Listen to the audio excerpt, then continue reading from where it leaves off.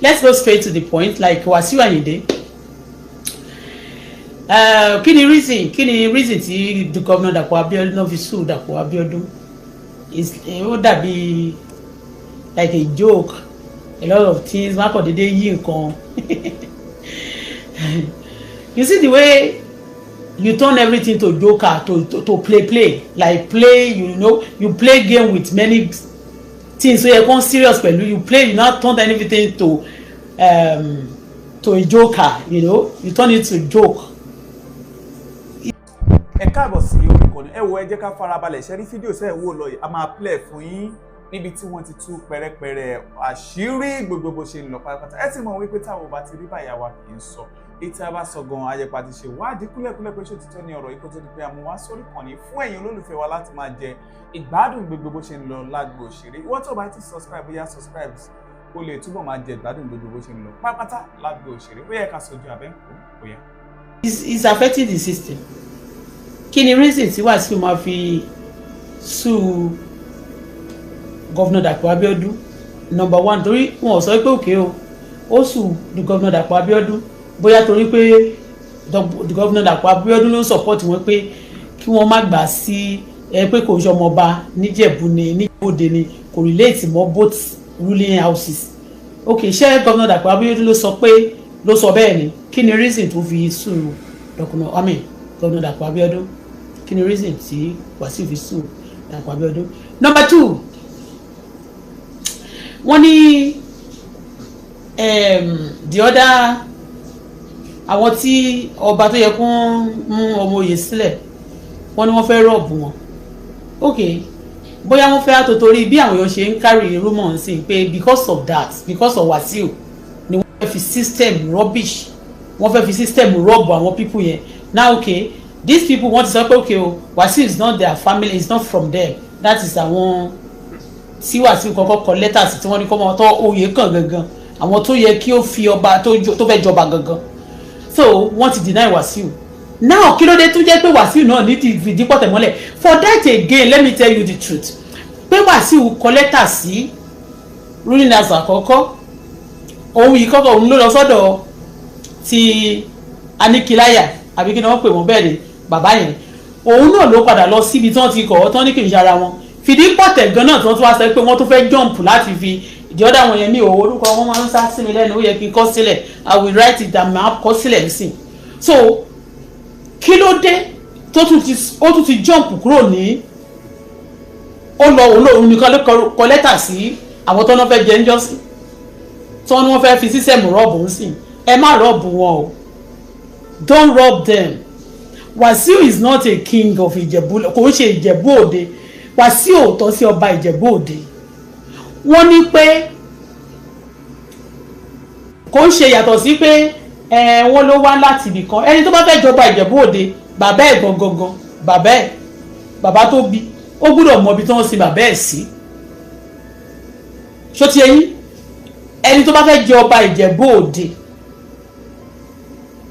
àti ọbakọba and again Wasiu ẹ jẹ́ kí ẹ má tó torí Wasiu da gbogbo nǹkan rú ní ilẹ̀ Ìjẹ̀bú-Òde o kò sí nǹkan kan tí wọ́n fẹ́ ṣe tó bá jẹ́ pé wọ́n fẹ́ ṣe fún Wasiu tó fẹ́ ṣe fún orílẹ̀-èdè tó fẹ́ ṣe fún Ìjẹ̀bú tí wọn ò tí ì ṣe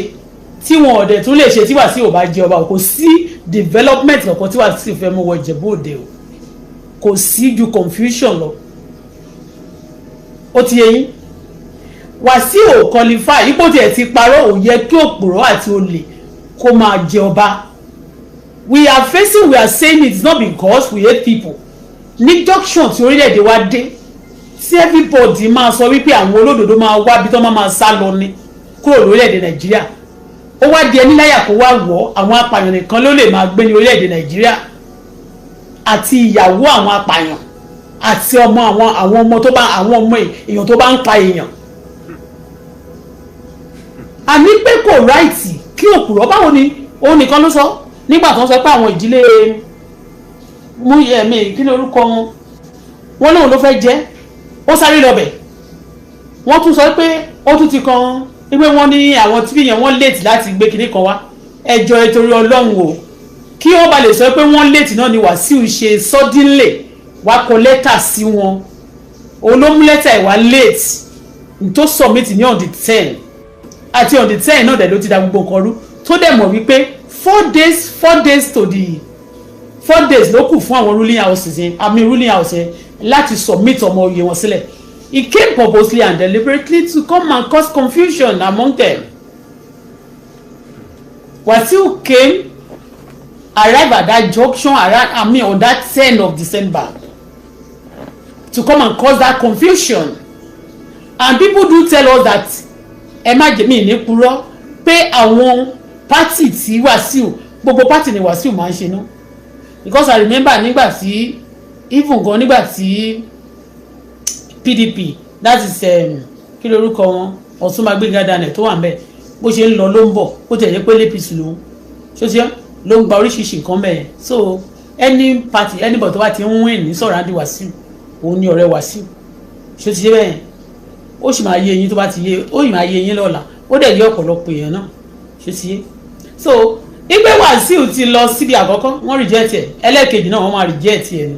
kọ́ má dé oppose ẹ̀ kọ́ má dé rub àwọn tó yẹ anybody tó bá tọ́ sí ruling house tó tọ́ sí ẹ má fi agbára ẹ má fi ṣe torí ẹ̀ mọ́ nǹkan tọ́lọ́ máa fi ń ṣèdájọ́ fún yàn a lè máa sọ́ọ̀sì kẹ́ máa wí pé awáláwa ń bẹ̀ kò sẹ́ni tó fẹ́ mú wa Ọlọ́run wà tó máa ń mú ẹ̀dá ẹ mọ̀ kan Ọlọ́run wà ṣé ẹ rí ẹ má máa jẹ́ ká fi gbogbo agbára tọ́lọ́run bá ti fún yàn báyìí kẹ́ ẹ ṣe pé ẹ fẹ́ fi dà nǹkan rú ni ṣó ti yé yín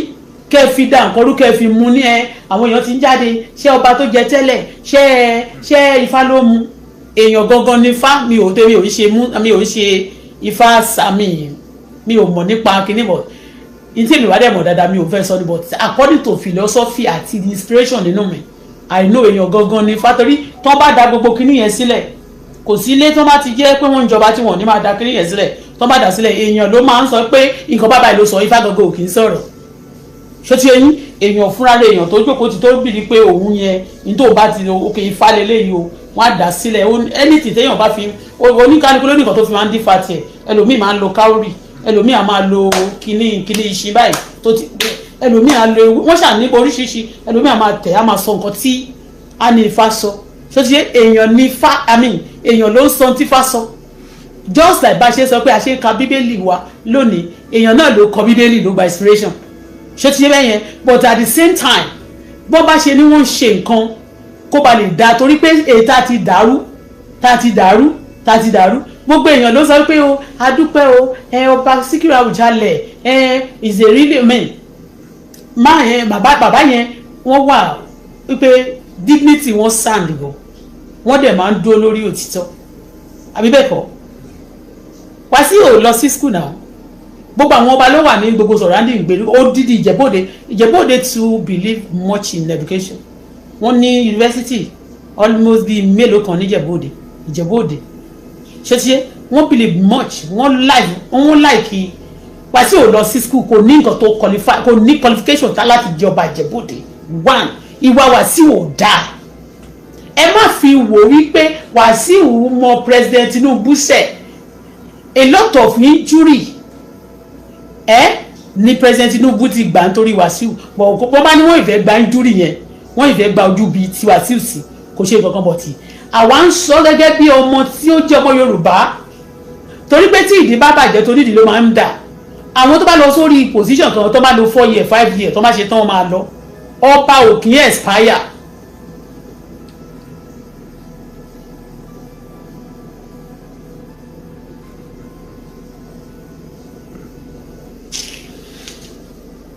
ọba ò kì í expire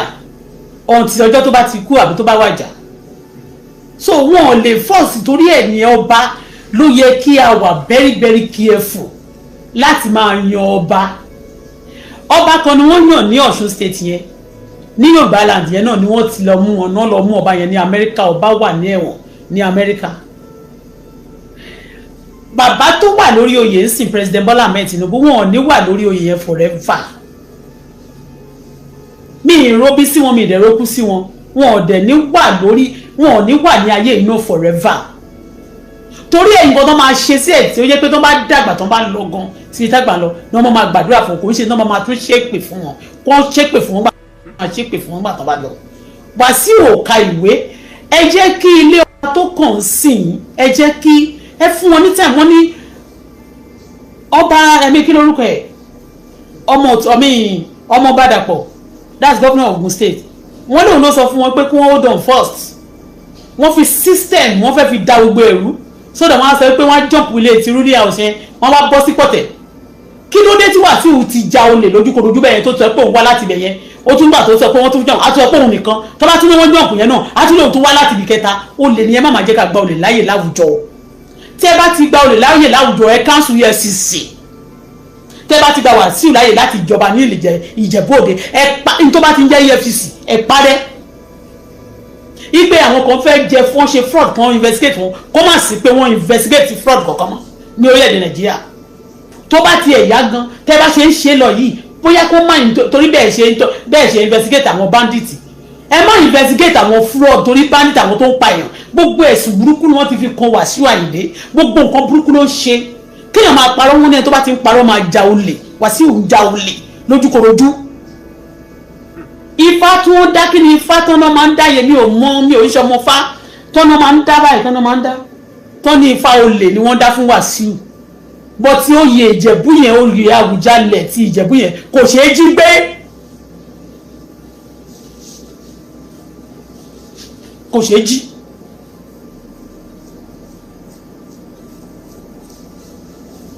Ẹ má fi agbára wọ́n ní tí ìjọba bá ti dé ìjọba amúnimóògùn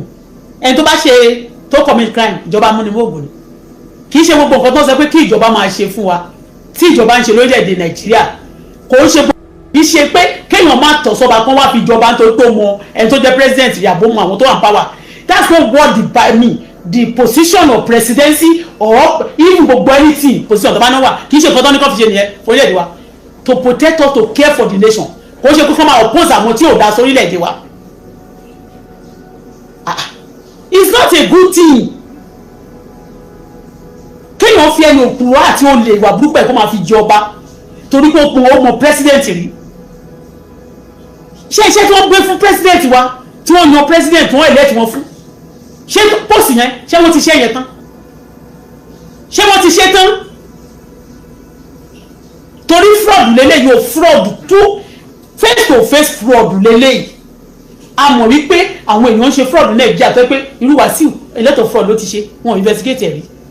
ó fraud àwa alọ Nàìjíríà àwa la kọ́lẹ́tà síbẹ̀ wọ́n protect ẹ̀ ní that's not kò ń ṣe gbogbo ipò agbára àti àwọn politician àwọn tó ń lo ipò wọn fún nsìn kì í ṣe nǹkan tán ní kán lọ lò fún democracy yẹn wípé kẹ́lẹ́ wo tó wọ́n ṣe sọ pé torí ẹ̀ wọ́n ṣe fún wa ní àwọn èèyàn ṣe condemn ìjọba ológun àwọn military kìíní yẹn ni wọ́n ṣe condemn ẹ̀ wípé they don't listen they take decision but àwọn tìjọba alágbádá yìí wípé àwọn èèyàn ló elect wọn they have to listen to them majority carry the vote not that you just because you are a president or you are close to the president now you bring people with the name of president nígbà tí o lè ṣe iṣẹ́ wọn president ò kì í ṣe iṣẹ́ olè náà wọn ní pé kọ́ máa ẹni tó bá ti fún president wa kọ́ máa fi jalè náà ó lè nìyẹn kò ṣe ìgbà tí ó dáa lórílẹ̀‐èdè òun ni gbogbo wa ṣe condemn tí ìbàjẹ́ yẹn ọ̀pọ̀lọpọ̀ nínú wọn ló ń gbàdúrà fún ìjọba ológun bẹ́ẹ̀ ni ní ìgbà tó yẹ pé you don't listen to the public again they are riding people from their rights they are stealing their things away lójúkorojú báyìí wọ́n ń ṣe ìkà fáwọn èèyàn wọ́n cause àwọn èèyàn they are making some people happy that are bad people they are making them happy and àwọn èèyàn gidi wọ́n dey deny wọn for their rights. ẹ jọ̀ọ́ òótọ́ ọ̀rọ̀ èèyàn kò ní kéèyàn máa sọ òun o kéèyàn wà ní ipò kò ń ṣe pé láti máa fi ba ayé èèyàn jẹ́ o it's for you to listen to people around you àwọn tó ti elect yín you are not even there to oppose idea is to listen. Let me tell you something àwọn program kan máa ń lọ nílùú Canada níbi ìbàyí kò ń ṣe ó lọ náà káàkiri America wọ́n máa bèrè ni wọ́n send kí ni wọ́n máa ń pe kíní yẹn náà wọ́n send message jáde wọ́n ní kóníkálukú kó máa sọ opinion ẹ̀ they will ask you I mean like gbogbo nǹkan tó máa ń ṣe nílùú wọ́n máa bèrè wọ́n máa pè káàkiri wọ́n máa pè àwọn citizen káàkiri wọ́n máa bèrè fún opinion wọn because they don't want because they know that they are ruling them they are there just for them to please the citizen not because they want to show muscle ìlú òyìnbó tó fi dájú tí a fi máa ń sọ pé they are better than Africa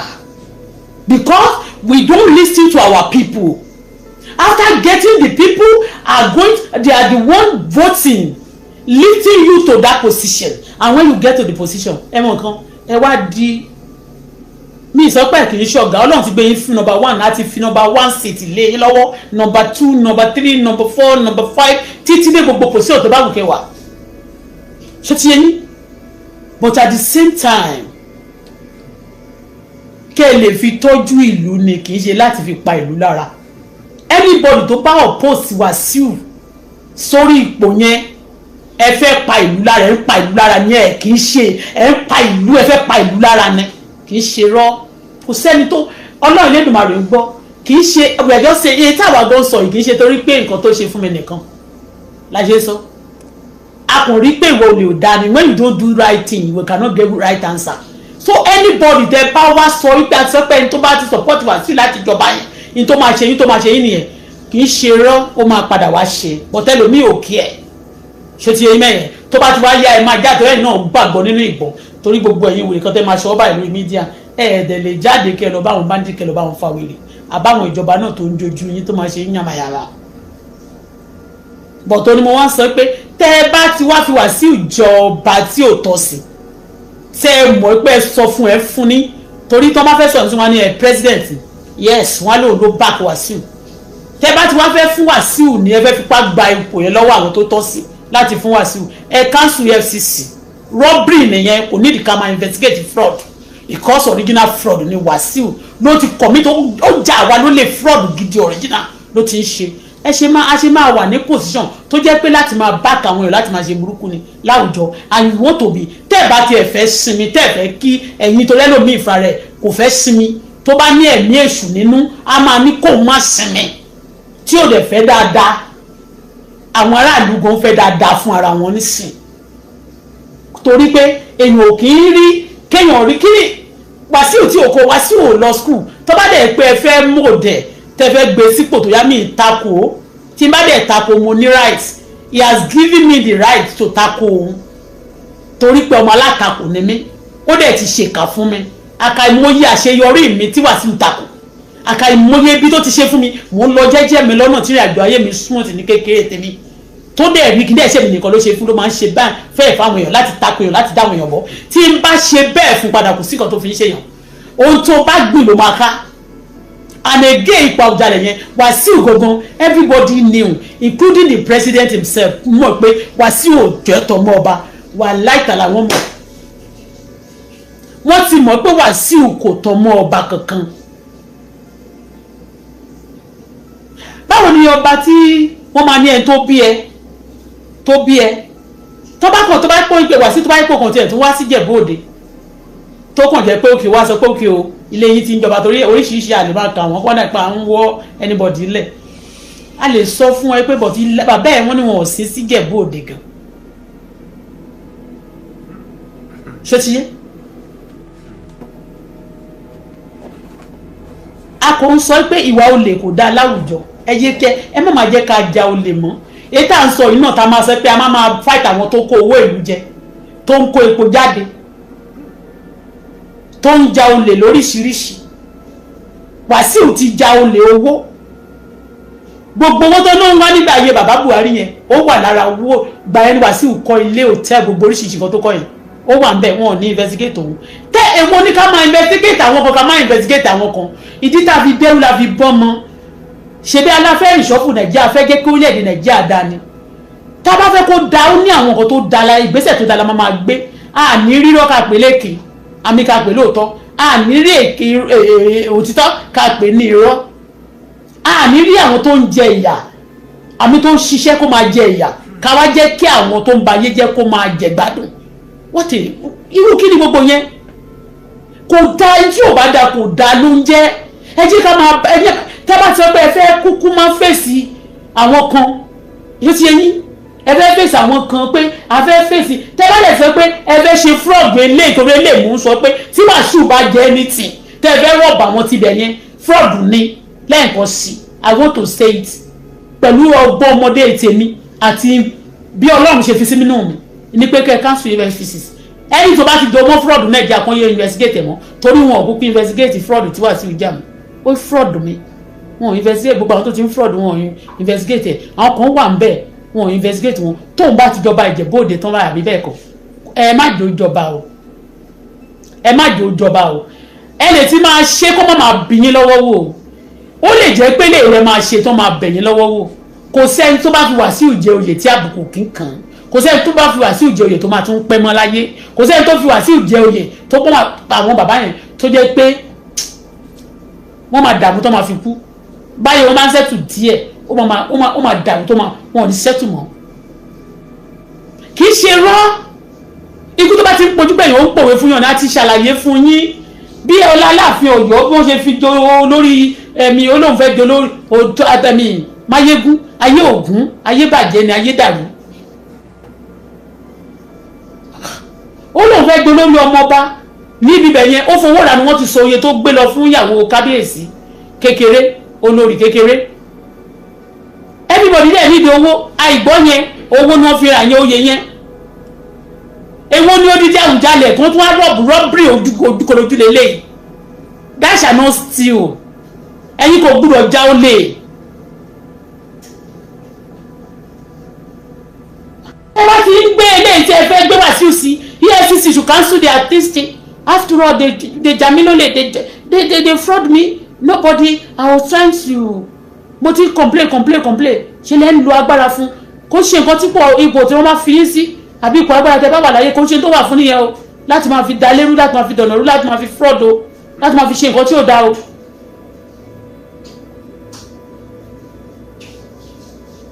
ká máa fọ́ gbogbo ẹ̀ ká máa fẹ́ pọ̀ mọ́yọ̀ kí ni ibo ni wọ́n tún wá ń parọ́ ó sùn ọmọọba Dàpọ̀ Abíọ́dún for what kọ́ má bàa sọ wípé àárín wọn kọ́ má bàa kọ́ ọmọọba Dàpọ̀ Abíọ́dún ipò òun ló ó wà nínú àwọn tó fẹ́ da kiri yẹn rú ó wà nínú wọn wọ́n wá sọ pé kó ba lè ba president ìbò bàjà kí ló sùn ẹ̀ fún kí ló sùn gọ́vnà yẹn fún it's just a play instead of wọn ò dẹ̀ lè fún Dàpọ̀ Abíọ́dún gọ́vnà yẹn ní authority from Abuja pé kó ṣe nǹkan báyìí fún Wasiu kó má ṣe but òun ni mo wọ́n sọ sí i I'm not rude torí pé tí ìlú bá bàjẹ́ kò ń ṣe president kò kí ń kàn wọ́n gan kò kàn mọ́ wọn ọmọ wọn tó bá kàn gan ajé tó jẹ́ pé gbórí síta dáadáa kò kàn wọ́n gan bó ṣe ń kan ará ìlú gbọ̀gbọ̀gbọ̀ àtàwọn innocent people tí àwọn èèyàn máa jẹ ìyà tí wọn ò fà kò kí ń kan àwọn olórí wọ̀nyẹn ẹ má jẹ́ ká máa ṣe nǹkan tí ò dá mọ́ tó bá ti di bẹ́ẹ̀ ẹ má investigate anybody mọ́ bó ṣe fraud Nàìjíríà kẹ́ kúkú fọ́ gbogbo ẹ̀ lójú tó bá ti fọ́ lójú kó ní kálukú ẹ fi ọdẹ sáà bẹ́yẹn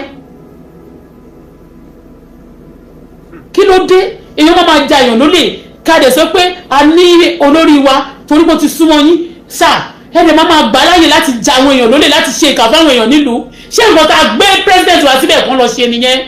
gbogbo Nàìjíríà wọ́n sọ pé a lot of things is wrong a lot of things is going wrong in the system wọ́n máa ń sọ̀rọ̀ wọ́n gbé ẹjọ́ wọ́n gbé ọ̀rọ̀ wọ́n gbé certainties lẹ́gbẹ̀ẹ́ lọ gbé certainties wọ́n lọ gbé ọ̀rọ̀ tí ò wúlò tẹ́nìkan fẹ́ jọba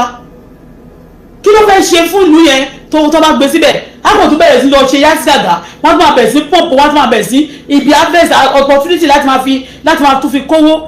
láti máa fi sórí burúkú àtòṣì àti pa èèyàn ló máa wà bẹ́yẹn ó ní wọ́n ṣe gboyè lẹ́kọ̀ọ́ ńsìn èèyàn mélòó ló ti kú ẹ̀yìn ẹjẹ́ kó fi Wasiu ìjọba kankan èèyàn máa kú pẹ́ẹ́pẹ́ ni kò sí oyè tí Wasiu jẹ tí èèyàn nìkan kò sí oyè kan wọn kú parọ́ mọ́.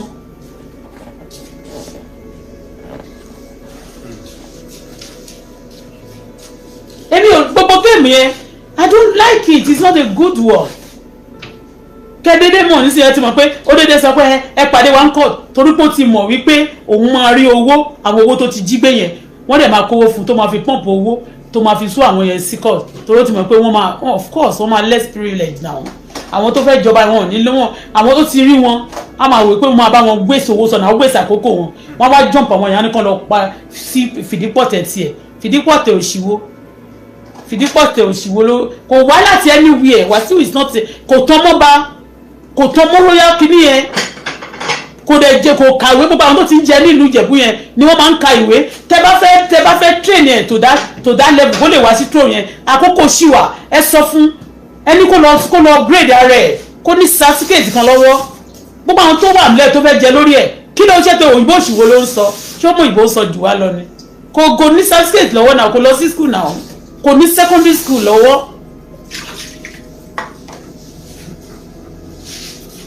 ẹ jẹ́ kí standard wọ ẹ jẹ́ ká ní standard kan pé ókè òbí mọ̀ ṣe pé ẹ mo lágbára mo kàn lè ṣe nǹkan tó bá wù mí just cheat everybody.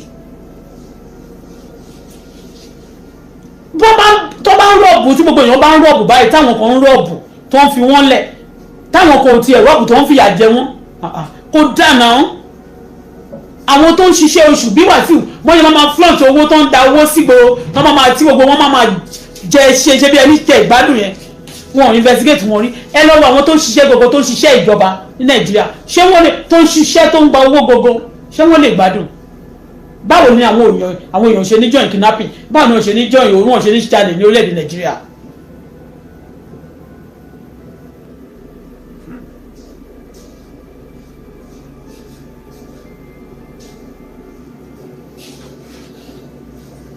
Madam, this Awujale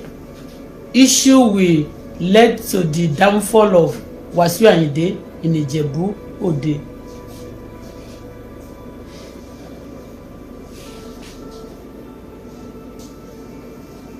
Only Ijebu Ode. How come Wasiu Oyinbo, you know, put about Amon Koteko Ayinde will sit on top of great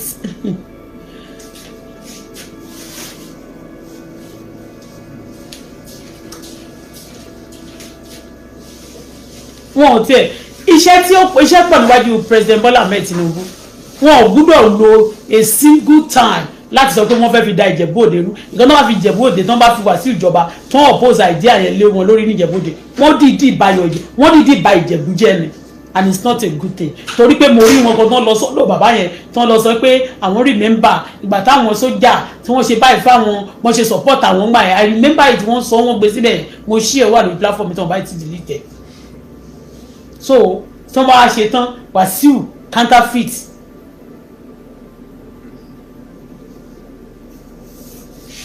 tẹ́ bá fẹ́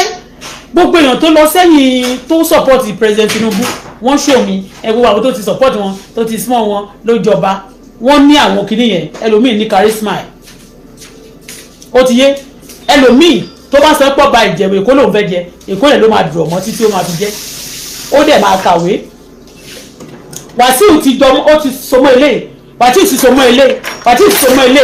fraud Wasiu tó ti yé yín kí gbogbo ayé fi dìde wọ́n fi ń sọ̀rọ̀ yìí is too glared is too open olè yẹn ti wà tú ojúkorojú òru là ń jalè ni wọ́n gbọ́ la gbọ́ kì í ṣọ ọ̀sán gbogbo là ń ṣèkà kì í ṣe òru àmì òru là ń ṣèkà la gbọ́ àgbọ̀sán gbogbo ọ̀sán gbogbo ló fẹ́ ṣe ìkà yìí ẹ má dìídì ba Ìjẹ̀bú jẹ́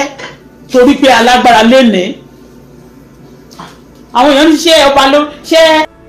Ifá ló máa ń jọba ni èèyàn ló máa ń dífà náà ṣé Ifá wọ̀nyẹn ìkúrọ̀ wọ̀nyẹn tó máa ń dà sílẹ̀ àti gbogbo káwé yẹn ṣó máa ń sọ̀rọ̀ ni ṣèbéyàn kan náà ni ó máa sọ nǹkan tó bá wù pé eléyìí òun ló máa ní ló ní òun ló sọ pé òun ní inspiration tó fi lè bá àwọn kìíní tí ò ń sọ̀rọ̀ yẹn sọ̀rọ̀ àbí bẹ́ẹ̀ kọ́ so ṣé èèyàn jáde tó wá sọ̀rọ̀ ni ayé ti lajú ju gbogbo nǹkan tá a kò máa disturb ara wa tẹ́mọ̀ pé ẹni yìí kò qualify fún you just want to destroy the place because it's connected to you ẹni torí pé ẹni náà connected to you ó máa jalè àjàgbé ni a ṣe eré àjàgbé àṣẹ pé kò dá it's not good everybody náà mo máa sọ ń sìn kò dá tí ò bá ti dá kò dá là ń sọ Wasiu ọba Ìjẹ̀bú Òde báwo Awujale for that matter ìgbà tó jẹ olórí ọmọ báńgbà yẹn mo wo tó bá jẹ́ pé àwọn ará Ìjẹ̀bú náà mi iṣẹ́ ọmọ Ìjẹ̀bú o tẹ́ pé wọ́n ti gbọ́ nǹkan tí mo sọ ńgbà yẹn mo wò pé báwo ni bàbá yẹn ṣe kú bàbá Ọ̀túnba yẹn Ṣùbọ́mi báwo ni ó ṣe kú tí ò tiẹ̀ tí pé ìṣẹ́jú kan Wasiu ti ń jà bí ipò ẹni mo ní à ṣé ìwọ wà náà wọn tó pa wọ́n ni ṣé ìwọ wà náà wọn tó pa wọ́n ni kí ló dé tí ó jẹ́ òtí ẹ̀jẹ̀ kátẹ́gùn fẹ́ sí díẹ̀ ló ti ń jàdùdù apariwo gbà yẹn rẹ̀ pé orí mi fi ni owó kan wọ́ òun lẹ̀ ni ṣé ó ṣe fún mi ni mo máa wọ́ lẹ̀ ni àbí 20 years ago mo wọ́ lẹ̀ ni pàtó jẹ tó lòun jẹ gbogbo àwọn ọba orin tó lòun jẹ ọba NTA channel tó ń jẹ gbogbo yẹ káàkiri pàtó lòun jẹ kiri kan lẹ́kọ̀ọ́ ṣé mo jáde mo bá sọ̀rọ̀ ni àbí mo takò ń gbà yẹn ó takò mí ni ó dẹ̀ ṣèkà fún mi ó dẹ̀ ti ń ṣèkà fún àwọn èèyàn ní ìfẹ́ máa dárúkọ àwọn èèyàn tó ṣèkà fún nílùú Ìjẹ̀bú-Òde yẹn ó ti ṣe ìkà jù Wasiu ń ṣe ìkà ó ti ṣe stupid and bastard ìkà fún àwọn èèyàn ẹ jọ sá o president ẹ lọ gbogbo ẹjọ́ burúkú tó wà tí wọ́n gbé síwájú yín tó bá di pé máa gbé story kan táwọn ará ìgboro ẹ settle gbogbo àwọn ẹjọ́ wọ̀nyẹn kẹ má jẹ́ ká máa fọ̀rọ̀ Wasiu tí ò ọ̀rọ̀ Wasiu yẹn tó bá sọ pé ẹ̀rẹ̀gbẹ̀ lásán ni tí kò ní sọ sí owó lẹ́ máa fi yẹn sílẹ̀ ẹ máa ní ẹ kóhun àti kó tún máa sọ pé òun sue Governor Dapo Abiodun so that people will not be thinking that Dapo Abiodun is the part of people that are opposing kán ba lè ṣe gbogbo ẹ̀ mo ṣe ń béèrè pé kí ló sue ẹ̀ fún kó lè má sue bọ̀ tí wọ́n bá lè kọ́ bàbá dojúkọ Dapo Abiodun tí wọ́n bá dẹ̀ ti give order from above láti sọ pé òkè o Dapo Abiodun ṣe nǹkan báyìí fún Wasiu he will do it because kò nílẹ̀ APC ní number one lè disobey president.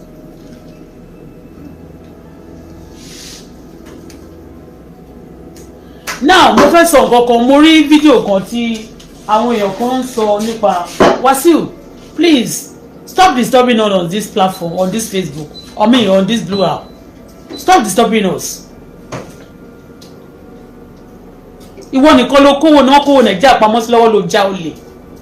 ìwọ nìkan ló ń já àwọn obìnrin ló ń ba ayé obìnrin jẹ́ nìkan náà ló fẹ́ jọba kí ló dé.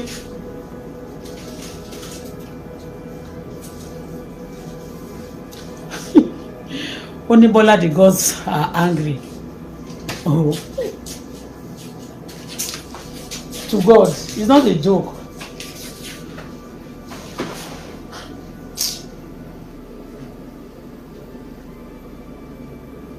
Wasiu ni ibi báyìí òun ni nígbà òun ni láwo òun ni kòkó bàbá yasiko Wasiu kò àti sọ fún igbe lọ wá gbogbo mi fún ìgbà tó kọ́kọ́ béèrè kábíyèmí President Bola Ahmed Tinubu ẹjọ́ sá o due respect you know I love you I respect you bó ti yẹ pé ẹ ti understand but politics ló lóun kọ́kọ́ fẹ́ ṣe bí senator ló lóun fẹ́ ṣe kí ló tẹ̀ fún senator báyìí tẹ bá kí ló dé tẹ ìjẹ́ tiẹ̀ torí ẹ fẹ́ kó da gbogbo lérú kí ló tó wá jẹ́ kó rí Ìjẹ̀bú lẹ wá fẹ́ lọ fi lé lórí ẹ má fi sí o ó lóun fẹ́ senator gbà yẹn ẹ ìjẹ́ tiẹ̀ á lóun fẹ́ lè ẹ ìjẹ́ kí ló dé tó wá dórí Ìjẹ̀bú lẹ fẹ́ ọ̀pọ̀ sẹ̀sì ẹ̀yin gbogbo fúnra yẹn fi sísẹ̀mù jẹ́ bẹ́ẹ̀ ni ikú orin nìkan ló lè kọ́ fún wa kó má bàa da gbogbo lérú ẹ ti mọ̀ náà hàn kí ló tẹ̀lé fún ẹ lọ fún ní senator àbí kẹ fún lábàánsẹ́dọ̀ tẹ bá fún lábàánsẹ́dọ̀ sí kó lọ sẹ́yìn òdi bó jẹ́ ti kú tọ́nu bó jẹ́ ti tó gòbí tí ẹni kan lọ save wọn kan lọ rescue wọn mẹ́ẹ̀ a ṣà máa gbà á tún máa gbowó láti ẹ̀ráyè túnra lé sẹ́yìn gbogbo àwọn lè àwọn owó mọ̀ bọ́n ṣe kówó jáde kò lè sẹ́ tó máa bí EFCC ọwọ́ wọn ló wà gbogbo everybody àwọn ló ní àtọlọ́pàá àti gbogbo wọn even àwọn bandits kan wọn lè dọ́dọ̀ tí wọ́n béèrè ìbọn lọ́wọ́ yín ó lóun fẹ́ jẹ sínétọ̀ ṣé tó bá ti jẹ sínétọ̀ láti ìgbà yẹn sìn ṣe bí politics yẹn ló máa bá ayé wájọjọ máa fà á nísìnyí báyìí tó gbọ́n kọrin fún yín ẹ fẹ́ fi sísẹ̀mù sí kó lọ́ọ́ bá yé gbogbo wọn jẹ́ níjẹ̀bú ẹ ti ẹ̀ consider pé àwọn innocent people ẹ mọ báwọn yẹn ṣe máa feel ní sí àwọn ilé kan sọ pé ok o wọ́n fi sísẹ̀mù ó wá fi sísẹ̀mù interrupt wọn nígbà tó di 10 days on the 10 ló gbé wèrè tó lọ fraud tó gbé jáde tó ní kìnnì kan òun náà ó gbé kìnnì lẹ́tà tiẹ̀ jáde ní on the 10 tí preparation dẹ̀ ti ń lọ for long wá di distract wọn yóò dẹ̀ mọ̀ pé ó kù 4 days or 5 days kí àwọn people yẹn present kìnnì wọn ló lọ interrupt wọn so they will be discussing that ó fi system ó lo delay 30 fún wọn so Ogun State náà wá sọ pé according to the law of so and so according to the law of kìnnì kan 1992 according to the kìnnì kan section kìnnì kan and now because of that now àwọn eléyìí wọ́n ti late láti tètè present kìnnì kan àwọn afẹ́ ṣe kìnnì kan ẹjọ́ ìtòrò Ọlọ́run ẹjọ́ gbogbo eléyìí game gbogbo bad game yẹn is too dirty leave people alone ẹ jẹ́ ká tiẹ̀ ní peace ṣé yóò mú ọ̀tẹ̀lẹ̀ ní peace mọ́ láti gbà tí APC òótọ́ ọ̀rọ̀ ní ká má sọ̀rọ̀ láti gbà tí APC ti wá ní peace mọ́ báyìí wọ́n lè fẹ́ jẹ́ kọ́kọ́ báyìí wọ́n máa kọ́kọ́ dàrú ni wọ́n kọ́ dàrú kí ló dé.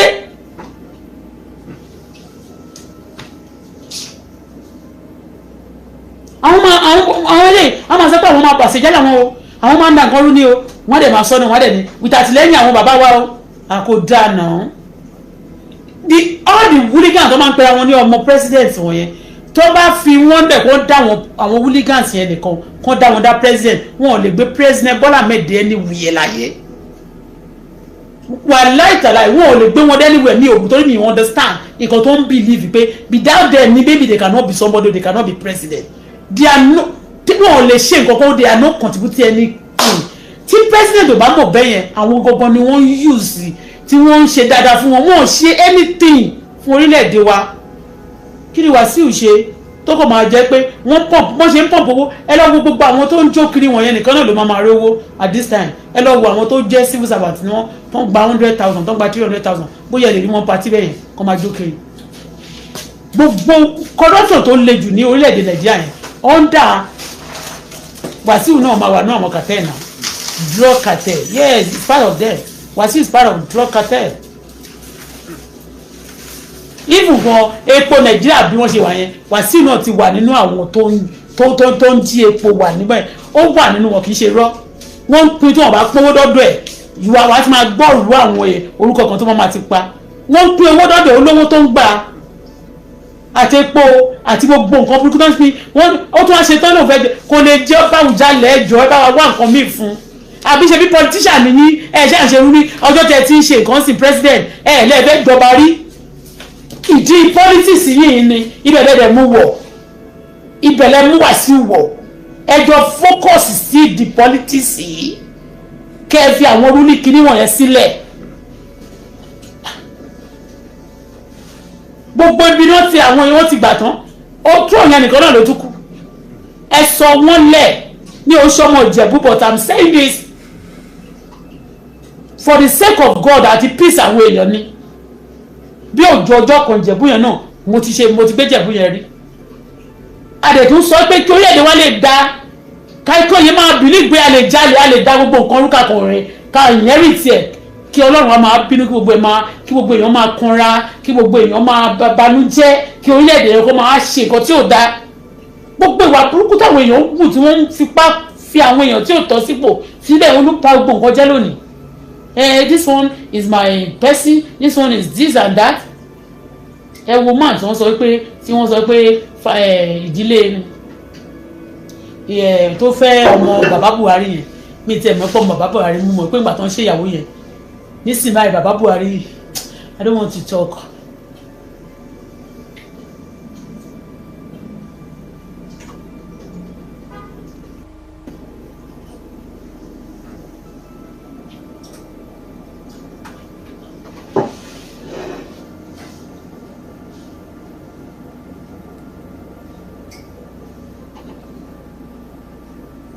kí ló ti wà sí ìfẹ́ ìjọba ẹ jẹ́ kó jẹ sínétọ̀ nǹkan tó kọ́kọ́ béèrè tó gbé wá sọ́dọ̀ bàbá aṣáájú tó lòun fẹ́ jẹ tán fi ní kókó máa bọ̀ níjẹ̀bú òun ni sínétọ̀ àyè wà ní sẹ́nìtì ń sìn ẹ lè ní kó lọ jẹ́ sẹ́nì president gan kò sẹ́ni tó bá béèrè irú ìyẹn wá ti mọ̀ pé politics ni we have a dirty politics in Nigeria kò sẹ́ni tó máa béèrè yẹn. àwọn ìdílé onídìílé tó ti ń dúró for donkey years sísìn tí ẹlòmíì ti jẹyà tí wọn ti ẹ̀ ń sanwó fún kinní wọn ìdílé tí wọn ló wá kàn sí wọn wá ní wọn jump ẹ̀ wọ́n fẹ́ rọ̀bù wọn wá gbé fẹ́ lómi torí Wasiu ta ni Wasiu ṣe lórí méjì ni.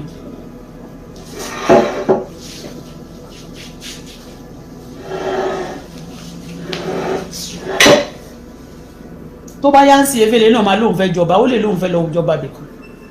tó bá yá ń sìn náà tí MC náà bá kó ní Àbújá níbi tó wà yẹn agídí gbogbo nǹkan wọn jíjí gbé ni tó bá kó l'Àbújá náà òun náà wà lóun lọ adó lè ní kọ́ lọ wábì kan fóun náà ní Èkó yẹn Èkó lóun náà máa fẹ́ sọ pé òun ti wá ló máa fẹ́ ní Òṣòdì tó ló ti pa ìgbà yẹn tó yẹ pé wọn ò gbé lọ sí Àbújá wọn ti fi jọ wọn ti kírètì ọba nìkan fún lóṣòdì wọn kò ní ọba jantirẹrẹ ní orílẹ̀-èdè Nàìjíríà wọn á tún jẹ́ àwọn ọba gidi ni ó da àwọn head convict àwọn head armed robber bandit oríṣiríṣi criminal àti ẹ̀gbọ́n àwọn tó bá jẹ́ ọlọ́pàá tí wọ́n ìmọ̀wé tó ń ṣe kí ló dé ìgbà tí wọ́n ní president fẹ́ wọlé gbà náà ni MC sáré lọ ni ó lọ gbé certificate bó ṣe gbé síta rẹ̀ tó lóun fẹ́ jẹ ó mà táyé ó lóun fẹ́ jẹ sí òun náà fẹ́ lọ sí house wọ́n kò ń fi oríṣiríṣi ẹ̀gbin lọ orílẹ̀-èdè wa yẹn ọlọ́run bọ́ mi tí ṣe rí president Bọ́lá Ahmed Tinubu wọ́n rí yín fígan ni o ọ̀tẹ̀ ẹ̀ kí ń wo tàwọn tó rí yín fi yẹn kò yé mi wọ́n rí yín fi gan ni o torí gbogbo nǹkan tó ń ṣẹlẹ̀ àrífín ilé ìyàgbẹ́ ni kò yẹ kí Wasiu kẹ́ ti bá sọ lẹ́ẹ̀kan pé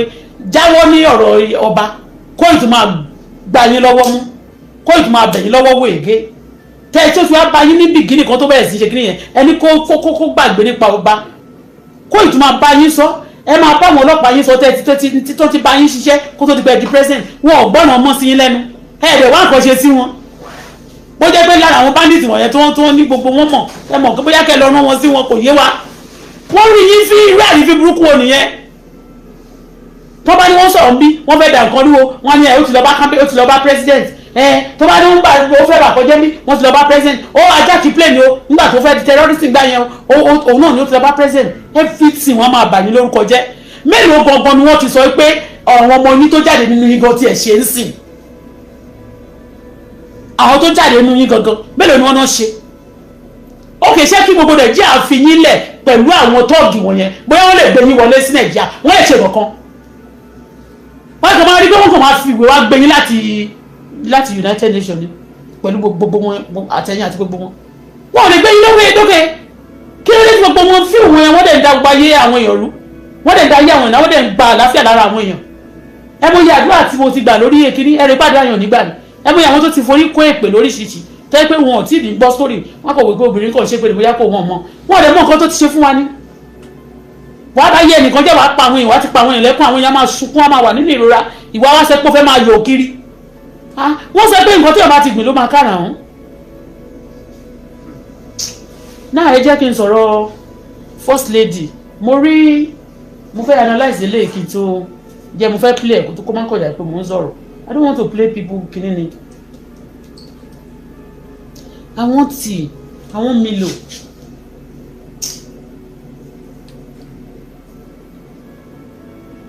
ṣá ní Milo ṣá ó ti tán.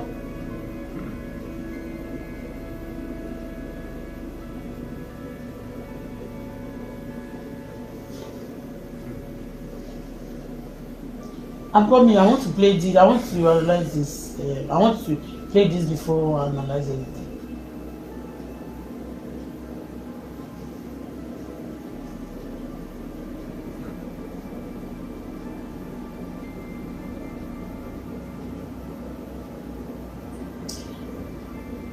Jẹ́ n kọ́kọ́ play ológun dúdú yìí náà mo bọ̀. Mo fẹ́ play Mama Olúrẹ̀mí Tinubu, First Lady. Lẹ́bi tí àsìkò yìí bá bá yín Ayọ̀mídé ọ̀rẹ́ yín ọmọ yín kò lè ológun dúdú ọkọ̀ sójà kò òṣèlú ọ̀kan ṣoṣo ọmọ ilé tó dùn àbí ni mo tún wá lónìí o láti wá fún yín lẹ́sìn ìjà bẹ́rẹ̀ Àwùjalẹ̀ dé. Nǹkan tá a tún gbọ́ lónìí ni wípé wọ́n ní Wasiu Ayinde ọ̀kan nínú àwọn èèyàn tó díje fún ipò Àwùjalẹ̀ wọ́n ló lọ sí ilé ẹjọ́ ó gba Abíọ́dún lẹ́jọ́ ó pe gbogbo àwọn èèyàn lẹ́jọ́ ó pa alága káńsì lẹ́jọ́ ó pe gbogbo ẹ̀ lẹ́jọ́ I don't know how far is it true akọ̀ríwé ẹ̀yẹ àmọ́ bóyá fèkì bóyá original wọ́n lọ sí ilé ẹjọ́. Nǹkan tó wá ń kọ mí lóminú ni pé reason tí Wasiu Ayinde fi lọ sí ilé ẹjọ́ reason tó fi lọ sí ilé ẹjọ́ ó ṣókùnkùn àdẹ̀rí kàánú òwe tí wọ́n ń gbé káàkiri oníkẹ́kọ̀ọ́ lọ́mọ ọba tó jáde almost 50 àádọ́ta àwọn ọmọ olóyè tó jáde fúnpọ̀ Àwùjalẹ̀ àwọn àmọ́ tó ṣẹlẹ̀ wọ́n jẹ́ pé Wasiu Ayinde lòun lọ sí ilé ẹjọ́ kó dẹ̀ wọ̀ pé adájọ́ lè ẹ́bà wá láti wá ìnstọ́ọ̀lù Àwùjalẹ̀ àwọn afọbajẹ náà ló máa jẹ́. Nǹkan tá à ń gbọ́ ni wípé wọ́n ní pé Wasiu Ayinde kò kí ń ṣe ọmọ ọba ní ìdílé ibi tí wọ́n fẹ́ fi jọba. Wọ́n ló lórí ọmọ ọba tó jẹ́ ń gbà yẹn ní agbo ilé àwọn Fìdípọ̀ tẹ́ni pọ̀ṣẹ̀ṣẹ̀ gbogbo alélé yìí. So àwọn fìṣẹ̀gbò àlódẹ́kàn tó fẹ́ jọba pẹ̀lú ti jáde tí wọ́n sọ pé rárá kì í sọ ọmọ ọba títí dọ́dọ̀ àwọn jàdí àrà tí wọ́n ní wọ́n kílèmù gbà yẹn. Ṣé ẹni kan tẹ́mi kọ́ bẹ́ẹ̀ sọ ni wípé kò sẹ́ni tí ò ní jọba èèyàn tó wà lẹ́wọ̀n lè jọba àti rí nínú báìbù tí wọ́n lọ mú yàn wá látọ̀gbà ẹ̀wọ̀n tó wá jọba ẹni tó fẹsẹ̀ gbá títì kiri tí ò ní iṣẹ́ ó lè jọba ohun tí fá wí ní Yorùbá tẹ̀lé tẹ̀lé dẹ̀ wá wo gbogbo bí nǹkan ṣe lọ báyìí. You see, that's báwọn èèyàn ṣe bí ojú àwọn èèyàn ṣe dúdú tó náà nìyẹn. You understand me? You know àwọn nǹkan kan wà tó pé ó fit ibì kan, àwọn kan wà tí ò fit ibì kan. Wọ́n lè torí mo ti sọ lẹ́ẹ̀kan. Bíbélì wa èèyàn ló kọ. Gbogbo nǹkan tá à ń kà tí a fi ń dára wa láàmú. We are being inspiration being given by some people trying to direct us. Despite pé wọn ò tiẹ̀ sí mọ́, we are still fighting towards that. We still honor their knowledge, you know, but our own knowledge is one big go. Our value ẹ̀ púpọ̀. Ṣé ti yé bẹ́ẹ̀ ẹ pé wèrè lè jọba nǹkan tí Ifá bá ti wí ni ṣé Ifá máa ń sọ̀rọ̀ ni ṣèbí èèyàn tó bá jókòó ti Ifá tọ́nu nǹkan tó bá dà sílẹ̀ ṣe bó ló máa sọ̀rọ̀. You will say whatever inspiration tó bá lóun gbà náà ni àbí you know what this thing Ifá àti you know Ifá is inspiration ẹni tó wà ní nǹkan tó wà ní ẹ̀rọ kan tó máa sọ fún wa tó máa sọ sílẹ̀ wọ́n ti mi ò gbọ́ kí ni ológun dúdú ìtàn máa gbọ́ létà mo lè jáde létà wàá sọ ọjọ́ ìpè tí mo bẹ analyse man yìí tó sọ̀rọ̀ nípa church nìkan eléyìí mo rí pé. ẹ kú àárọ̀ ẹ kú ọ̀sán ẹ kú alẹ́. tuntun adé. kẹta kò síbi tó ti pàjọba lára kò pàjọba lára pé wọ́n ti yan Awùjalẹ̀ ẹ tú wọn sílẹ̀ ẹ jẹ́ káwọn ọmọ yìí jáde ẹ jẹ́ káwọn. ológun dúdú thank you God bless you for this time o kò sí nǹkan tó fi pa wọ́n lára ipe wọn ò tí ì yan ọmọ ọba wọn fẹ́ da Wàsíù mọ̀ọ́mọ̀ wà destabilize system wọn so wọ́n lè wá sọ pé bikini báyìí fọwọ́ sí o ṣó ti ẹyin majority carry the vote president wa with respect due respect he has the power authority for kì í ṣe ọ̀rọ̀ ọba nìkan náà ní kọ́ ló máa ṣe ní orí oyè fún gbogbo àwọn ọmọ tó bá ti bá wọn ṣiṣẹ́ rí àbí tó bá ti wà lẹ́yìn wọn ṣó ti yé gbogbo àwọn tó ti fi jọba rí ó yọ̀ ọ̀rẹ́ wọn wọ́n support ẹ̀ àwọn ọmọ wọ́n support àwọn yẹn wá láti ilé ọba ókè wọ́n sọ pé ókè family bàbá wọn ló jọba tẹ́lẹ̀ but eléyìí kò jọba wọ́n dẹ̀ mọ̀ pé kò tán mọ́ba kúrùkù Wàsíù ti pọ̀ jù àdẹ̀fẹ́ kó ó distract president gan kò jẹ́ kí wọ́n ṣe nǹkan tó yẹ kí wọ́n ṣe wọ́n ní wọ́n sì sí one of our jets ní Mozambique ní Burkina Faso àrígbà àti gbọ́yìn wọ́n ní àwọn kan ojoojúmọ́ làwọn kan ń resign ni wọ́n náà ń fi billion ní wọ́n fi san school fees ní ìlú kan kò sí a lot of things going on in the system then ọ̀rọ̀ bá ní Wàsíù kan máa gbé wá àti ẹ̀gbọ́n tí àwọn kan tó lágbára nínú ayé yìí àwọn máfíà tó máfíà wọ́n kọjú ìjà sí àwọn Wàsíù kò ní jáde rí kó sọ pé òkè o accuse òun fún nǹkan báyìí kó jáde kó wá sọ pé irọ́ lẹ pamọ́ òun á wò pé òótọ́ lòun ṣe kí lẹ tún fẹ́ ṣe òun á lọ rí president Tinubu ọmọ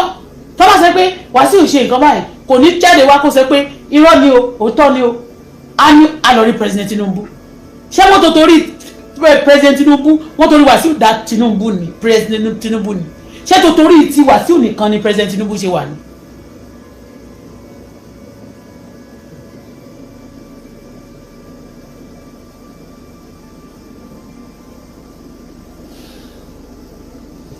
Only Wasiu Ayinde has taken the governor and 4 other people to High Court. Ó ní ọmọ tó ní owó ó ní ọmọ kan tó ṣe lọ́yà Dámilọ́lá ṣé sí so ó lè owó ó máa ń wá tí bá ti ń wáṣẹ́ fún ọmọ yẹn náà Lagos State náà dẹ̀ fún ní ó fọmọ yẹn náà níṣẹ́ like ó ń bá Sanwó-Olú ṣiṣẹ́ yìí náà owó dẹ̀ wà lọ́wọ́ ẹ̀ ní owó yẹn wà ó fẹ́ ṣòpò owó wà lọ́wọ́ owó tó dẹ̀ náà ṣòun lónìí owó ẹ̀kọ́ owó Wàsíù kọ́ bọ́tì àtúnwá lè bùbá Wàsíù nítorí pé ẹran tó mẹ́rẹ̀ jẹ́ lórí gbẹ̀gbẹ̀ ocean our president too and all the politicians tó jẹ́ kí àwọn people máa use àwọn ló tún cost a lot of things ọ̀rọ̀ ẹ̀ sí more reason tí wọ́n ti sọ fún Wàsíù o lè jọba o tán mọ́ba yẹn o kò dẹ̀ sáré lọ máa lọ sọ́dọ̀ president á dẹ̀ gbé sórí social media a ti wá gbé sí pé òun àti president ti sọ̀rọ̀ wọ́n jọ shake ọwọ́ báyìí ìwọ nìkan ló máa kọ́kọ́ shake ọwọ́ ni pẹ̀lú president ìwọ nìkan ni president mọ̀ láyé and I'm very sure kì í ṣe orin ti ẹnìkan ni president tó máa kọ́kọ́ jó nínú ojó ṣé ti yé ìwọ kọ́ ló kọ́kọ́ kọrin fún president a gbọ́ pé wọ́n máa ń lọ sí ṣúwáì wọ́n máa ń lọ ságbófẹ́ lágọ̀ tẹ́lẹ̀ wọ́n jó Barrister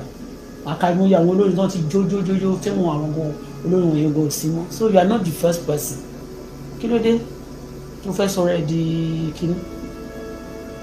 wọ́n ló gbé wọn lọ ológun dúdú God bless you for that one I love this one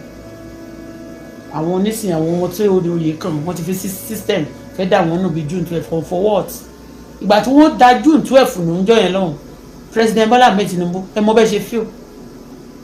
náà gbogbo nàìjíríà ṣe gbogbo àti gbogbo Yorùbá ẹ mọ bẹ́ẹ̀ ṣe fíò bó ṣe máa rí nìyẹn whatever tó lè gbà kan ṣe fún ẹ má ṣe fún yàn ẹ tẹ́yìn náà bá dẹ̀ ti complain pa èèyàn rẹ̀ ẹ má ṣe fún yàn it's not a good thing kéèyàn máa rọ́ọ̀bù èèyàn lójúkorojú ẹ wo kà tó ti ṣe fún alátọ̀dún ìbá it's paining me tí n bá fẹ́ go tí n bá move on nígbà mi báyìí yes mo move on when I remember it I'm not happy báwọn èèyàn lọ́tọ̀ bí àwa nàìjíríà bí àwọn èèyàn ṣe wà nínú agbóni nìyẹn wọn dey make any move láti sọ pé okay for the first time in the history of our destiny we are going to do things right a máa ṣe right báyìí kọ́ńtò bọ̀ wá sí àmọ́ sí pé ó lọ sọ́dọ̀ president ní tó kọ́kọ́ béèrè ní kẹba ẹ fún nínú gọ́ọ̀mẹ̀ntì yín kò ń ṣe ọba ẹ fún nínú bóyá politics yín àwọn ọmọ yín wọ̀nyẹn ẹ fún wọn sínú politics yín máa fún wọn ní space dáàdi ẹ fún wọn space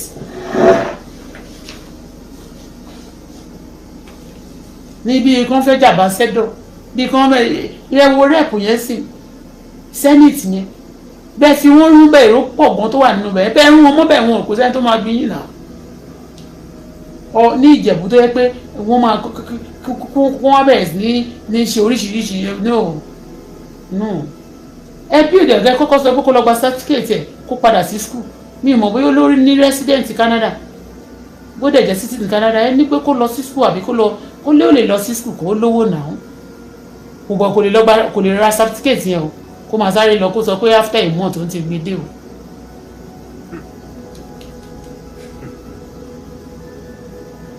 kò dá kókò máa sọ̀yàn lẹ́nu torí Wàsíù nìkan ọjọ́ mélòó ni wọ́n ti pariwo orí Wàsíù yìí ni wọ́n máa drag the president fún nínú ọdún yìí how many times nígbà tí president di president kó tó di president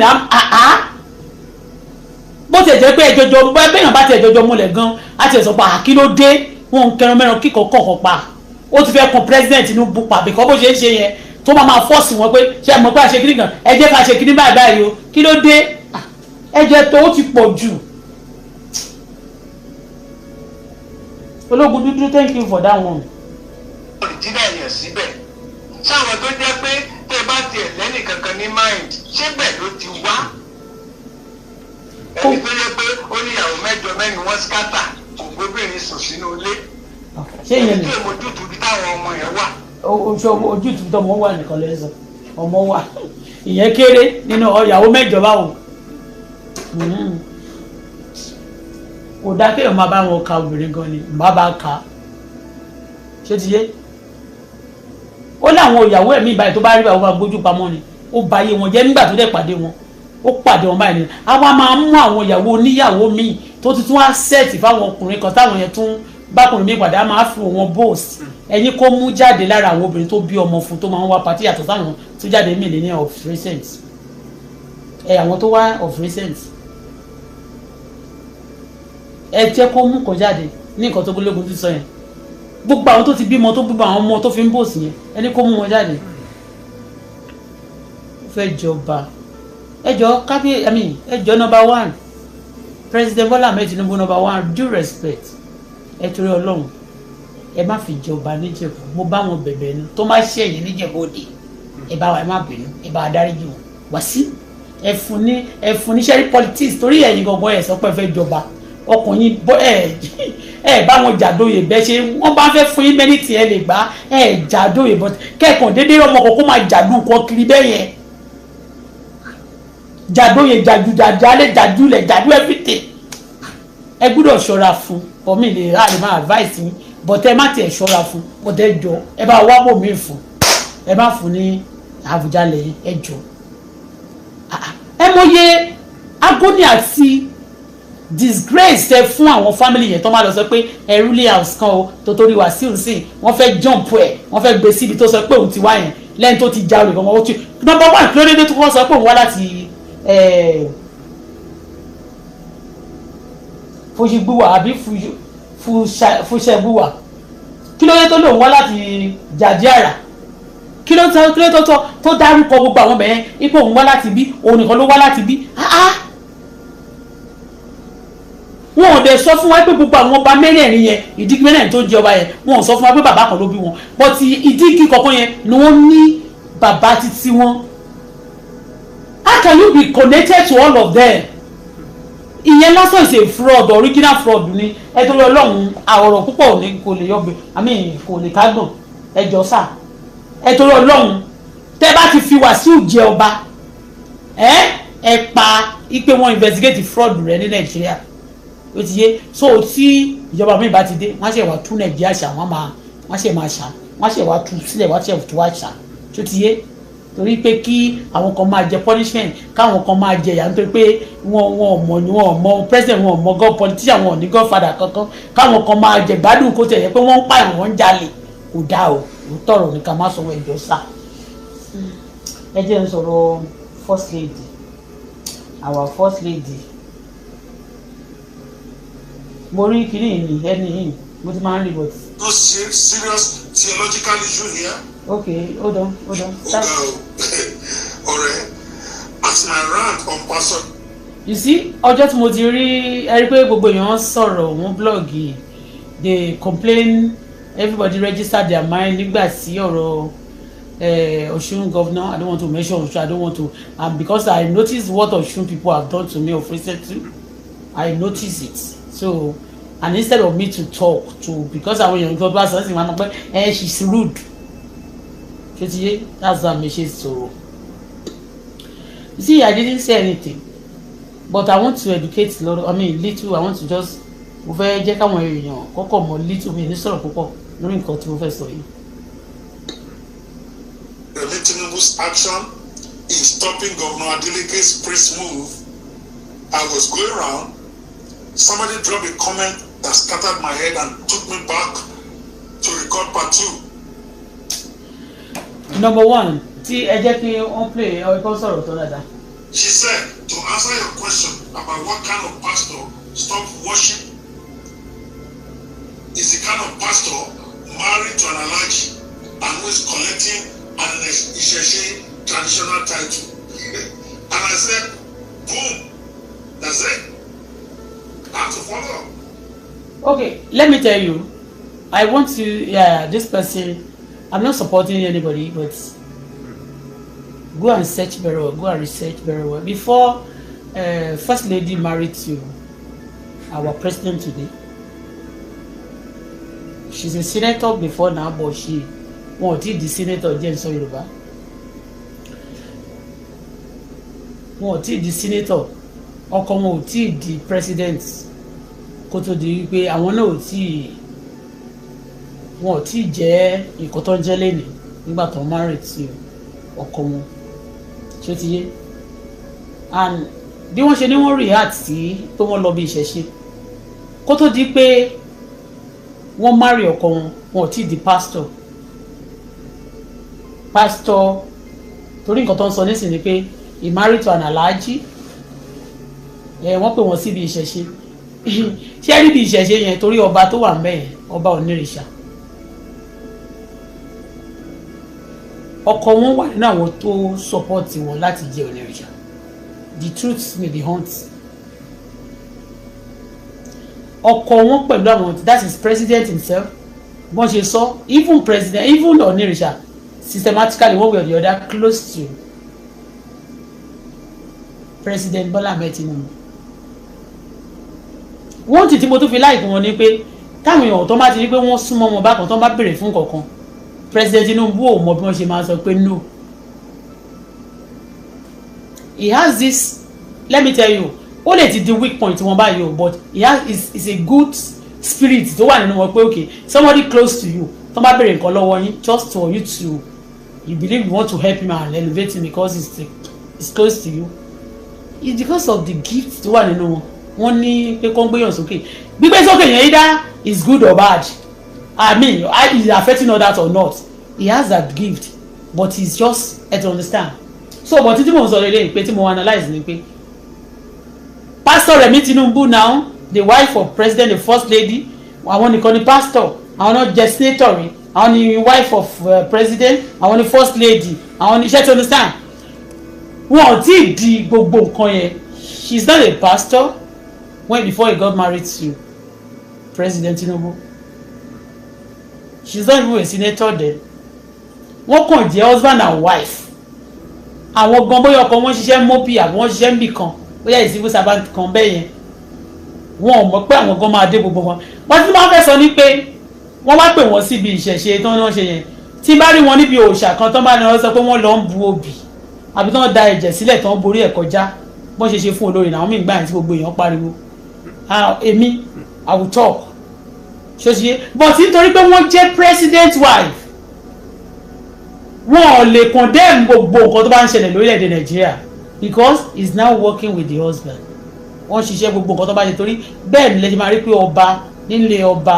níbi tó bá ti ń jọba ní Nàìjíríà ọwọ́n ọba gbogbo ẹ̀sìn náà máa ṣe wọ́n máa lọ wọ́n lè lọ mọ́ṣáláṣí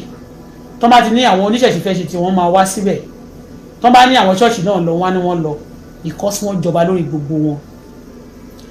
wọn kàn ní sọ fún ẹ pé wọn ò ní oppose others lórí others wípé ìwọ muslim ò oppose this one or press this one down or ìwọ oníṣẹ̀ṣe o wọ́n máa fún ní kálukú because nísìnyí wọ́n ti gba ipò láti sọ pé I want to rule this country I want this country to be on my care I want to be care for people whether they are bad the nation or not I want you understand me so wọ́n sọ pé he's now a pastor ṣebí kó tó di pé àwọn èèyàn fi wọ́n jẹ pastor gan ní redeem ṣebí wọ́n mọ̀ pé muslim ni ọkọ wọn ṣé bàbá ni bàbá Adébóyè ṣé wọ́n mọ̀ pé muslim ni tó tún fún ọkọ wọn gangan that is president wa lónìí wọ́n tún pè wọ́n ní Abraham náà ṣe ń jorúkọ wọn ṣé wọ́n mọ̀ ń gbà yẹn they knows he has not gbogbo oyè yẹn tí wọ́n gbà o wọ́n lọ sí church good but kí ni wọ́n kó tó di pé wọ́n má rí ọkọ wọn so people now giving wọ́n ọ̀dẹ́ ni wọ́n níwájú wọ́n ọ̀dẹ́ ni wọ́n ní tọ́ni kan lọ sí scomi láti wọ́n lọ sí theology wọ́n lọ fún bible kìíní wọ́n dẹ̀ ni wọ́n fẹ́ di pastor and she was ordained ní redeem tí wọ́n bá èdè ẹ̀gbọ́n ẹ̀ pé muslim ló fẹ́ o a lè fún yín ní olè di pastor yìí ṣé kí ló máa ṣẹlẹ̀ torí nǹkan tí màá ní í sọ wípé àwọn nìkan náà ni wọ́n rí níbi ilé òòṣà yẹn bí kábíyèsí ọ̀nìrìṣà náà ṣe sọ pé bóyá olórìṣà làwọn ọ̀ṣẹ̀ṣe wọ́n ṣe ni wọ́n ṣe nǹkan wọn you understand I like him very well before ọ̀nìrìṣà àjàjà nígbà tó ń ṣe ìjọba yẹn tán lọ farapulẹ̀ ní ṣọ́ọ̀ṣì mo rí bẹ̀rẹ̀ mo rí tí mo rí wọn tán lọ farapulẹ̀ ní ṣọ́ọ̀ṣì ìgbà yẹn ni mo láìpẹ́ wọn gan ṣe mọ̀ pé Wasiu yìí náà àti gbogbo àwọn ọmọ ní tíátà ń gbà yẹn ṣe mọ̀ gbogbo àyẹn àwọn ló ń ṣe pẹpẹ tó súnmọ́ ìjà náà ṣẹlẹ̀ láàrin wọn nígbà tó sọ pé òun fẹ́ gbé wọn lọ sí Buckingham Palace nígbà yẹn ló máa gbé Wasiu dání Wasiu dẹ̀ ti fi kọrin lára nǹkan tó fa ìjà Wasiu àti Ọ̀nìrìṣà wọn ọ̀rẹ́ mọ̀ mo ti táì láti sọ sọ̀rọ̀ yẹn títí ẹ ti ń sá they are fighting seriously ọ̀rọ̀ Wasiu ọ̀rọ̀ ní gan máa wà nínú nǹkan tó fẹ́ fà òun náà fẹ́ jọba yẹn àníjọ dọ̀bálẹ̀ fúnra wa a máa jọ ríra wa fún yà máa jọ máa ti kiri kan ẹ ti understand bẹ́ẹ̀ yẹn so wọn ò jẹ òun yẹn kò jọba fọ Wasiu ò ní good reason láti jẹ ọba ó kàn fẹ́ lọ gbẹ̀san ni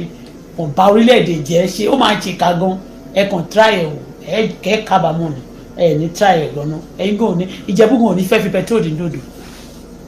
ṣó ti yé so àwọn tó bá ti jẹ ọba àtàwọn tó bá jẹ president wọn ò ní support torí ẹ̀ ní ẹ lọ wò ó káàkiri àgbáyé even ní Canada bí báyìí ẹ máa rí pé táwọn kan bá ní wọ́n ń ṣe nǹkan kan níta prime minister náà ó máa support wọn ìbá máa support wọn nínú ilé ẹ̀ bọ̀ ní ìta gbangba lójú ayé he will support them tó bá ní wọ́n ṣe kinní kan á support wọn. Tó bá ní àwọn Hebrew ló ṣe léèlé á support wọn. Tó bá láwọn Jew àwọn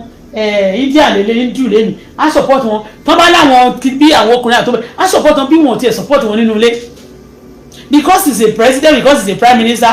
he has to show support.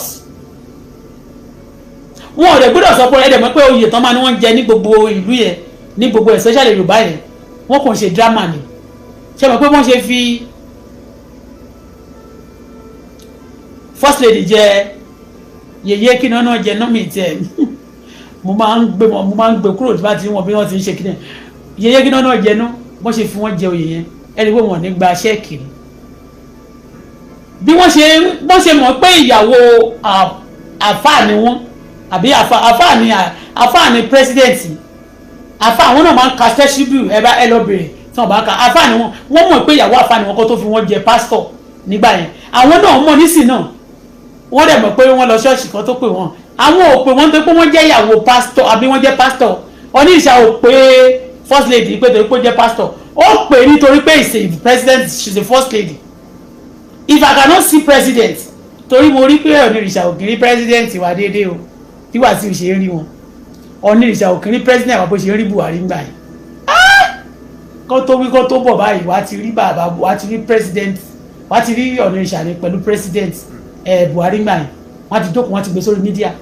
nísìnyí ẹ ti rí lè déédéé rí wọn yàtọ̀ sí picture tán ti jọjọ yà Aṣíwájú àti Onírìṣà picture tán ti yà nígbà tí wọ́n ti jẹ́ president wàláì. So nísìnyí láti get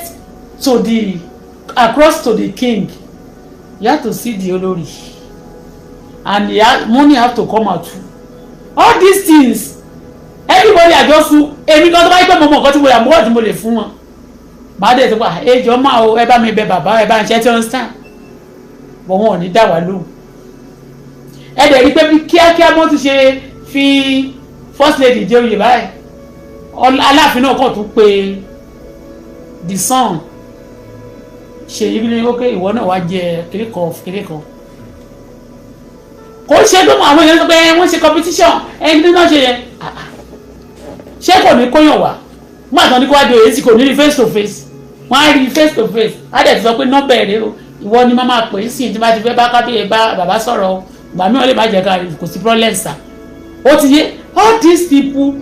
there is a reason for checking àti àwọn opportunity ní everybody ṣe kínní ìdẹ́gbẹ̀ tí ọtí ọlẹ́jà the bible ìkíní kan wọ́n mọ̀ pé wọ́n jẹ́ ìyàwó àfà kó ló di pé wọ́n fi wọ́n jẹ pásọ̀ jọ́ọ̀ṣì ṣé wọ́n mọ̀ tí bàbá Adébóyè tó fún president Tinubu ní Abraham the father of one nation oh God màá gbé ìyá yìí tẹ́ ń sọ̀rọ̀ yẹn màá gbé picture bàbá Adébóyè ó wà lórí page mi àti president Tinubu àti pastor Olúrẹ̀mí màá gbé síbẹ̀ ṣé wọ́n fẹ́ kó pe first lady ni kọ́ má dáhùn ni wọn ò ní ṣe kó má dáhùn ó dàbí pé kán pe ọba pé sọ̀rọ̀ ìlú kó lòun ò ní wá kò possible kúmá tó tún jẹ́ pé ń gbà yẹn ó tún máa you don't know a lot of things that's going on and again wọ́n náà ṣọ̀nù kí lorúkọ jọlọ́ọ̀fù ti yín náà kí lorúkọ gómìnà Adeleke ẹ jẹ́ má wà fún mi o.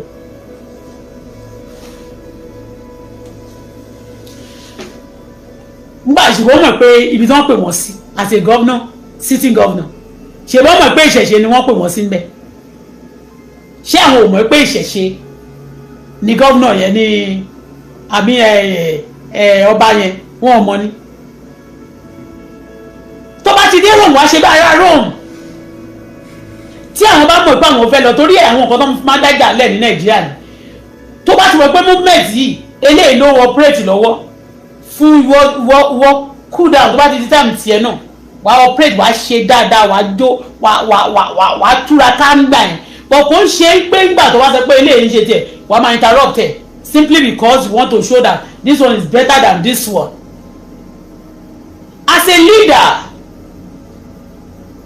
o gbọ́dọ̀ wà diplomatic Do you understand? Gbogbo nǹkan tó ṣe ń bẹ̀yẹn náà, they create all this scenario too for you to talk and debate him over it, and that's why I don't want to talk about it. Me one money is a thing tó plan láti ṣe. They want to test your brain. Okay, let people come out and debate. Okay, now wọ́n ní she's not a pastor. Ṣé wọ́n gbé pastor wà látọ̀run ni?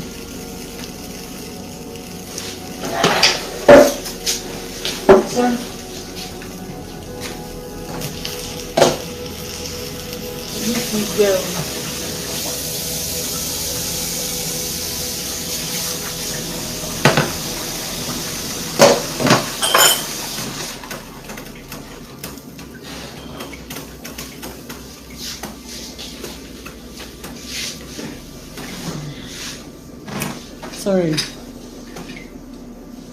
So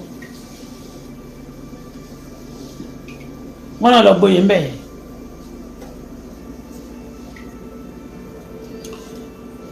Tó bá pe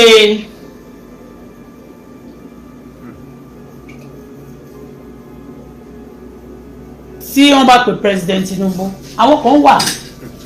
tó yẹ pé bí bàbá Awujale náà tí ó dà pé Christian ni wọ́n kó tó wájà. Wọ́n sọ fún wọn nígbà yẹn pé àwọn ò ní, wọ́n ní àwọn fẹ́ ṣe ìṣẹ̀ṣe, wọ́n làwọn ò ní jọba bí a ṣe kà nínú history oríṣiríṣi ọ̀kan gbà yẹn nítorí pé ẹ̀sìn tí wọ́n ó yàtọ̀ sí ẹ̀sìn tó ń sọ pé wọ́n fi ń jẹ ọba. Do you understand? So but nígbà yẹn wọ́n ṣàfọ́sí wọn ní okay, no problem, we are going to amend. So bí wọ́n ṣe wá wàjà tí wọ́n tún wá ní wọ́n tún wọ̀ fún àwọn kan láàyè láti ṣe nǹkan tó wù wọ́n láti ṣe, wọ́n ló ti wà written, it's an agreement láti bí 60 something years ago. So everybody, but at times tó bá kàn fẹ́ wá peace, okay, mi ò fẹ́ fi síbi ju bíbá yìí lọ, ó ti yé, as a leader o lè lọ, but you may not, iṣẹ́ gbogbo yà wọ́n máa wọn practice nǹkan tó ń ṣe mẹ́ẹ̀. When you are being invited, if you cannot be there, you send somebody. Ó ti yé bẹ́yẹn. So ìyẹn nìkan tí mo fẹ́ sọ níbi bẹ́yẹn o, wípé the pastor now ọgbọ̀yè nǹkan tó ń gbé fún wọn yẹn wọ́n kàn rọ irin yẹn alágbẹ̀dẹ ló rọ, wọ́n dẹ̀ kún ní kíní gold, wọ́n dẹ̀ gbélé wọn lọ́wọ́, wọ́n ní ìdàrẹ́ o àbí wọ́n náà fún wọn ní oyè kan. Àwọn oyè tó ń lọ fún wọn yẹn náà ẹnìkan máa ti jẹ́ oyè yẹn tẹ́lẹ̀tẹ́lẹ̀ tipẹ́tipẹ́, dàzà wa àṣà wa, pé ìyá kan tó bá ẹnìkan tó ti ṣe dáadáa ní society wa tó ti pẹ́ láwọn hn ẹ ti understand. So wọ́n ṣàfún wọn many times wọ́n ti mọ èrè wọn láti ìgbà tí wọ́n ti dórí oyè yìí sìn. Ó dà pé ọ̀nìrìṣà òkè rí president dédé, so ìyàwó wọn náà ń rí dédé. Wọ́n dẹ̀ wò pé it need connection also, it need, wọ́n sì need láti máa wà pẹ̀lú authority yẹn. You understand? You may not understand. Èmi mo watch wọn débẹ̀ wọn ò tí ì lọ dédé sínú ọ̀dọ̀ president káwọn àti president máa jókòó all the time bẹ́ẹ̀. But ìyàwó wọn wọ́n ti mọ èrè wọn síbẹ̀. Níjọ́ kan wọ́n ti kọ́kọ́ mọ èrè wọn, mo gbé sórí page mo tún gbé lẹ̀. Ṣó ti yé? Because ó ní nǹkan táwọn àwọn kan wà tó yẹ pé wọ́n máa mo kàn wò pé ó ní reasons mo fi yìí kì í ṣe pé torí pé bóyá wọ́n ṣe òòṣà yẹn, but ẹni tó ń ṣe yẹn náà wọ́n kàn ń wá fèsì wọn ni.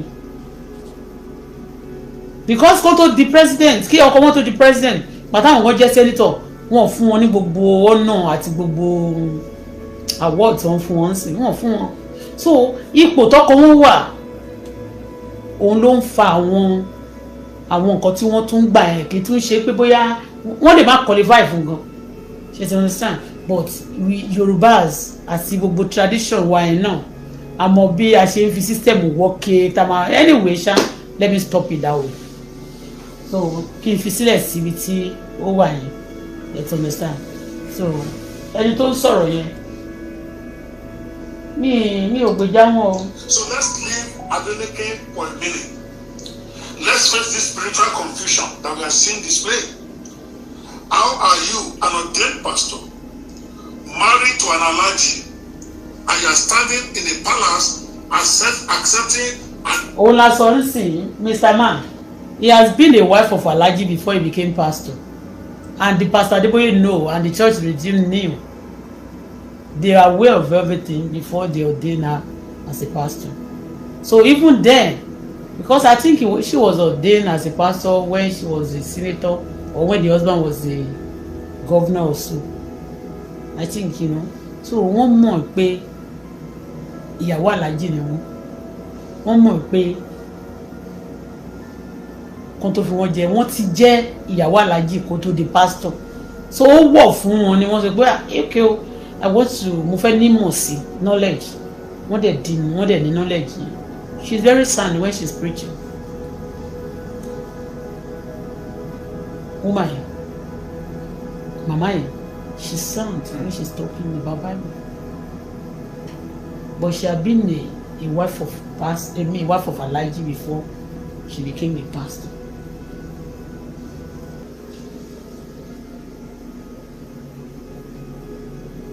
And as a leader, a wife of president,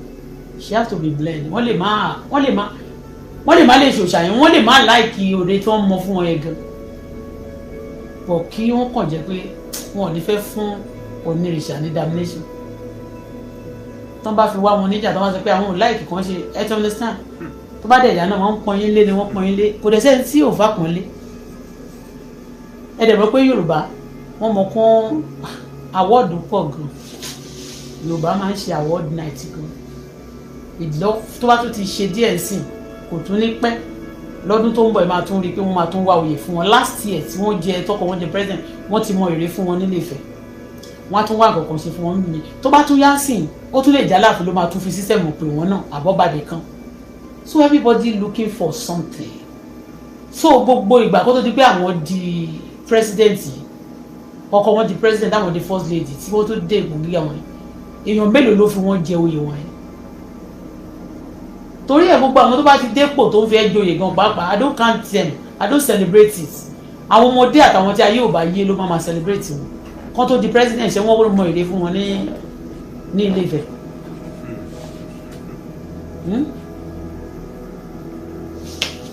Ipò tí wọ́n wà náà ni àti pastor àti king o àti king o àti everybody ipò yẹn wọ́n ló draw everybody máa wá nǹkan láti lẹ̀ mọ́ ẹ lórí ṣáà ni kó lè gbà kán lè gbà pé kán ìwọ̀n lẹ́wọ̀n lè gba ṣẹ́ẹ̀kì tí wọ́n bí wọ́n lè gba ṣẹ́ẹ̀kì kán lè ní connection wọn. Hello ìyá wa, hello ma, your excellency. Anyway, let's forget. So in tí ẹni yẹn sọ pé how can you mix spiritual kìnìkan to kìnìkan náà wọn ni mo kàn fi dáhùn bẹ́ẹ̀ pé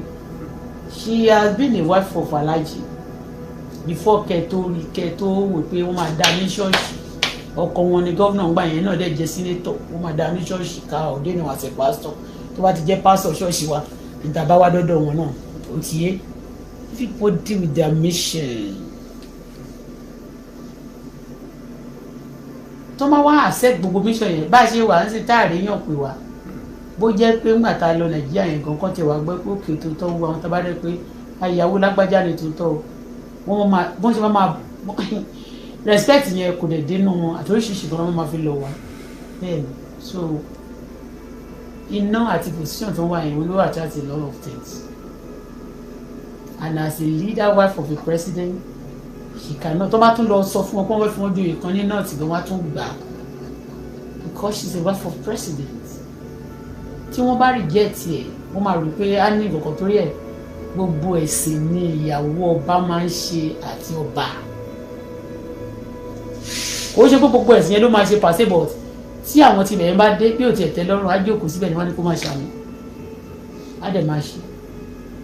Bí àwọn ọba náà báwọn kan ní wọ́n fẹ́ rí ọba láàfin bó jẹ́ oníṣẹ̀ṣe bó jẹ́ pásọ̀ ni wọ́n máa ní kán wọlé náà ní tán bá gbàdúrà ṣàmì. Bó ṣe jẹ́ fún president wọn ni àti àwọn president